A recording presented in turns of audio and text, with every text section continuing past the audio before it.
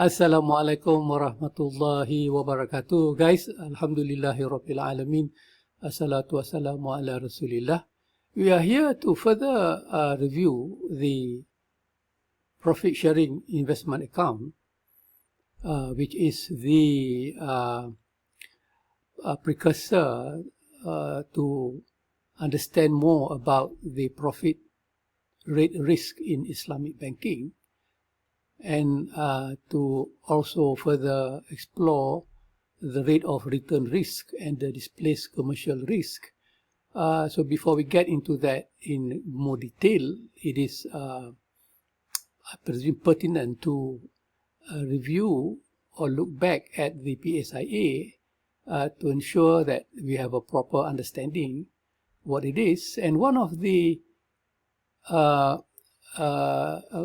issue that we are often bombarded with when we tend to define what is Islamic banking, what is Islamic finance, is that it is based on a resharing system. But there isn't much dialogue or discussion about the nature of the resharing in Islamic banking. And what I'm trying to do here is to say that the resharing is most prominent in the funding side, right? So meaning that what we see here, the resharing is mainly found on the funding side and not really seen in the asset side. So this is where the PSIA is an important instrument for us to really see the scope of resharing as spelled out in the IFSB literature. And we say earlier that resharing is a capital allocation mechanism via the alpha factor rather than a resharing in financial or monetary aspect between the bank and the PSIA holder. So there is no injection of capital, or there is no injection of bank capital into the PSIA pool. Banking capital will serve as a different de facto, that is to back or to cushion the asset financed by the PSIA fund, rather than the capital is used to participate in the fund in order to be invested in the respective asset, such as murabaha or tawarruk or ijara or mudarabah. So that is the meaning of resharing that we now must be able to clearly see, that it is a resharing on the funding side. It is not resharing on the asset side, and the resharing is not in the form of financial or monetary resharing between the bank and the customer. It is only a resharing on the basis of capital allocation mechanism as required by the Basel Accord. So how much capital should the bank allocate to the asset funded by the PSIA fund? So that would be the main idea what resharing is all about, rather than the injection of capital, though the injection of bank capital into the PSIA pool. So in order to further understand what is happening here, let us look at the one of the banking report back in 2010. This is before the enactment of IFSA 2013, where the deposit or Islamic banking deposit were basically based on the PSIA system. And we can see at the income statement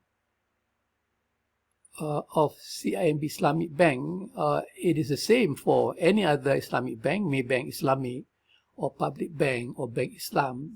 The reporting standard here is essentially FSB and AUFI.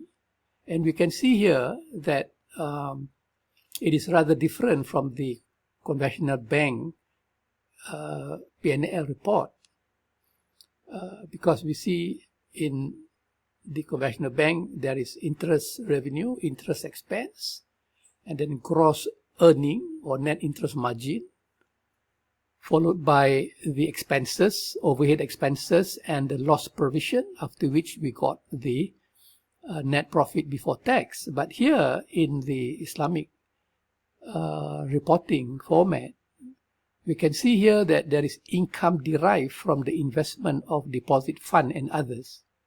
And that is here is 1.3 billion. So this is the profit derived from the use of PSIA fund invested in the Murabaha or Ijara or Tawarruk or Istisna. So this is essentially the income derived from the use of PSIA fund. So that is 1.3 billion, right? So as I was saying, that the PSIA fund is a fund that is mobilized from the customer base, not from the bank. But if the bank wish to put their money in the PSIA, they can do so. They can do so if they feel that the return from the PSIA is as high as the ROE, then they can go and put the capital fund in the PSIA, and this is allowed. It is not against the Volcker rule in dealing with proprietary trading. But no bank would want to do this, because the return from the PSIA is very, very minimal, 2 to 3% per annum, whereas the return from capital ROE is about 10 to 15%. So I would doubt whether the Islamic bank would want to put their capital fund in the PSIA pool. So that is why I was saying that there is no capital injection into the PSIA pool. And what we see in the pool is only fund that is coming from the customer or from the investor. And then we can see that we have here the income derived from investment of shareholders fund, which is 0.12 billion or 124 million. And sometimes we may be thinking that, oh, this is the profit that is gotten from the injection of capital fund into the pool of PSIA. No, this is essentially the income derived from capital fund based on the bank approved proprietary trading, right? So meaning that the bank will not be putting their capital fund, for example, 20 billion of capital fund lying idle while waiting for the call for payment if there is unexpected loss event coming in. But when the bank open up with a 20 billion capital book value, the bank would allow, of course, the money to be there idle, because there is opportunity cost. So the bank would mobilize this capital fund not to be used to make loans, but to be invested in some of the strategic assets that are safe and enable the bank to generate some earning from that amount of capital fund available. And for this reason, we see that this is essentially note 24. We are referring to basically the investment in government bond or government treasuries that are basically part of the HQLA, high quality asset that the Basel III liquidity requirement require.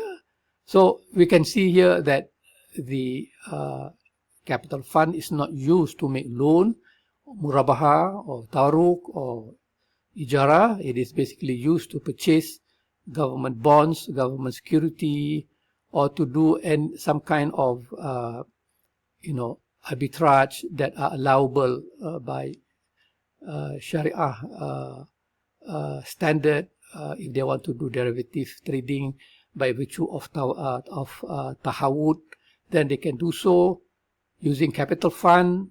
But then what we see here is that most of the capital fund is used to purchase government treasuries. And we can see here that the line income from investment of shareholders fund in the Islamic Bank PNL is the Sharia compliant equivalent of proprietary trading or treasury income in conventional bank. So it reflects return generated from bank-owned capital fund and not on the PSIA customer fund. So the income derived from the investment of capital fund over here is referring to the proprietary trading, excuse me for my pronunciation, and that would be the use of capital which is separate from the use of PSIA, which is used to generate income based on the banking operation. So we have to make sure that this idea of commingling of capital fund and PSIA fund are not happening.